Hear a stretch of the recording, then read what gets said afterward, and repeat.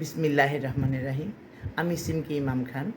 আমার বাড়ি Ullapara, Sirajganj. March for democracy যেদিন 29শে ডিসেম্বর মার্চ ফর ডেমোক্রেসি দেশনেত্রী বেগম খালেদা জিয়া ডাক দিয়েছিলেন সবাইকে পল্টন অফিসে যথাসময়ে এবং ওই দিন উপস্থিত হয়ে থাকার জন্য।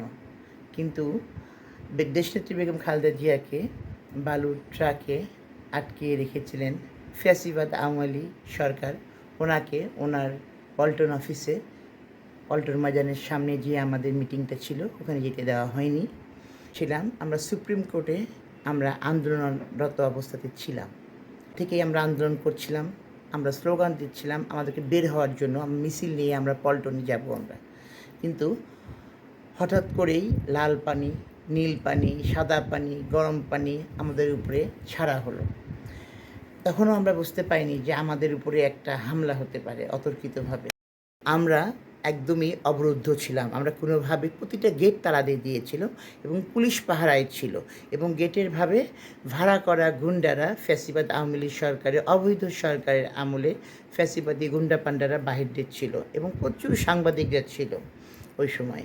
তা আমরা ওখানে স্লোগান দিচ্ছিলাম, স্লোগানরত অবস্থাতে ছিল যে ফ্যাসিবাদ সরকার অবৈধ সরকারকে তালা দিয়েছিল।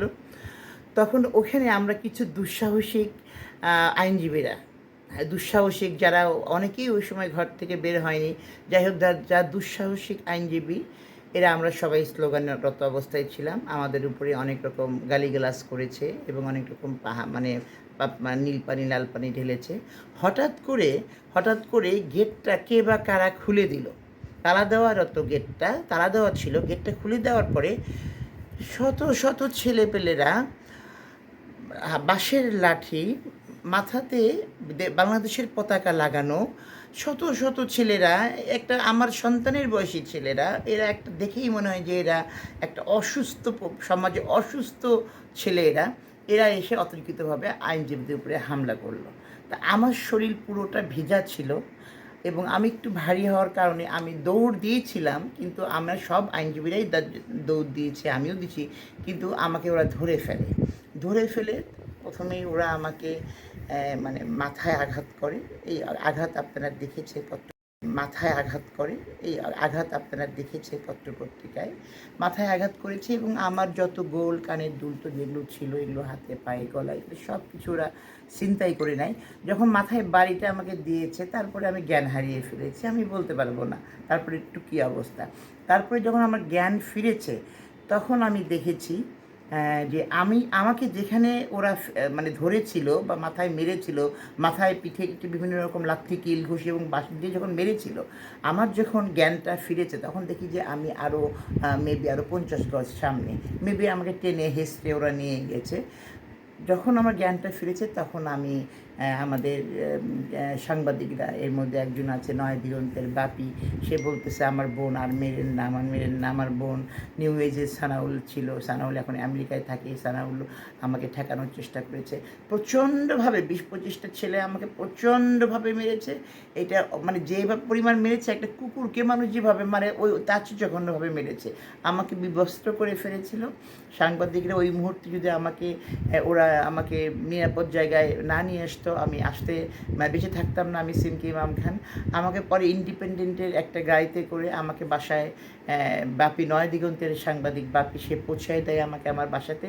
কিন্তু সেই যে আঘাতের চিহ্ন এখন পর্যন্ত আমার শরীরে বয়ে বেড়াচ্ছি।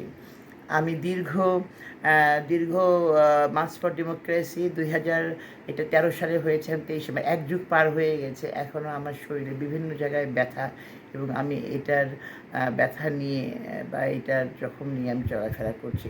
কিন্তু তারপরেও একদিনের জন্য আমি সুস্থ হওয়ার পরই কিন্তু আমি আবার মাঠে, আমি কিন্তু ঘরে বসে থাকিনি। দেশনেত্রী বেগম খালেদা জিয়ার আন্দোলনকে সফল করার জন্য আমরা কিছু দুঃসাহসিক আইনজীবীরা আমরা চেষ্টা করেছি ম্যাডামের ওখানে যাওয়ার জন্য, ম্যাডামকে বালুর ট্রাকের সামনে থেকে সরিয়ে আনার জন্য, কিন্তু আসলেই আমাদের দ্বারা সম্ভব হয়নি। এখন আমি আছি, মোটামুটি আছি, ভালো আছি আলহামদুলিল্লাহ। যেখানে আমাকে মেরেছিল সেটা হলো প্রধান বিচারপতি ওনার কার্যালয়ের ঠিক নিচে, যেখানে সাধারণ মানুষের প্রবেশ অসম্ভব। আইনজীবীরাও সবসময় ওই জায়গাটা যেতে পারে না। কিন্তু ওই জায়গাটাতে আমাকে মেরেছিল। কিন্তু সরকার সে সময় ফ্যাসিবাদী সরকার নিশ্চুপ ছিল এবং তার পেটোয়া বাহিনী, পুলিশ বাহিনী তাকিয়ে তাকিয়ে দেখেছে যে একজন মহিলাকে একজন সর্বোচ্চ আদালতে এবং একজন মহিলাকে এইভাবে মেরেছে। 20, 25, 30 জন ছেলেপেলে যারা আমার ছেলের বয়সী, তারা মেরেছে, সব তাকিয়ে তাকিয়ে এরা দেখেছে। এরা কোনো সময় আমাকে উদ্ধার করতে আসেনি। এটা আমরা কোন সমাজে বাস করছি? এবং এটার যে এই আঘাতের যে চিহ্ন, আঘাতের যে ব্যথা এত তীব্র হবে, সেটা আমি এখনও, এই যে শীত আসলে আমি এখন বেশি অনুভব করি। আমার মেরে ক্ষত বিক্ষত করে ফেলেছে সারা শরীর, সারা শরীর। আমি মানে কয় জায়গায় আমি দেখাবো, আপনারা দেখেছেন কিছু নিউজে, হ্যাঁ। তা আসলে সারা পৃথিবী দেখেছে দেশনেত্রী বেগম খালেদা জিয়া, উনি সারা পত্রপত্রিকাতে বিভিন্ন জায়গায় অ্যাম্বাসেডরদের কাছে উনি পৌঁছে দিয়েছেন আমার এই ছবি। আমি দেখেছি, আমি শুনেছি, দেখেছি। তা এখন আপনারা সবাই দোয়া করবেন আমার জন্য। আগামীতে আমি উল্লাপাড়া সিরাজগঞ্জ 465 আমি মনোনয়ন প্রত্যাশী। সিরাজগঞ্জ 4 থেকে আমি মনোনয়ন চাই ধানের শীষের প্রতীকে। আপনারা দোয়া করবেন আল্লাহ সুবহানাহু ওয়া তাআলা যেন আমাকে নমিনেশনটা দেন।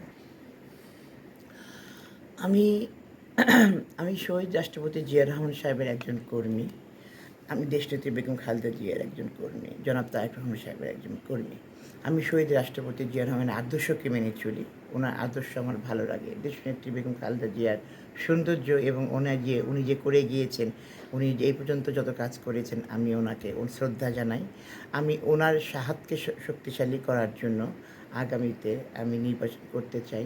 উল্লাপাড়া সিরাজগঞ্জ 4 থেকে আমাকে মনোনয়ন দেওয়া হলে ইনশাল্লাহ আমি এই সিটটা ধানের শীষের আমি দেশনেত্রী বেগম খালেদা জিয়া এবং জনাব তারেক রহমান সাহেবকে উপহার দেব ইনশাল্লাহ। এবং শহীদ রাষ্ট্রপতি জিয়া রহমান সাহেবের আদর্শ আমার খুবই ভালো লাগে এবং ওনার আদর্শের দিকগুলো নিয়েই আমি কাজ করতে চাই।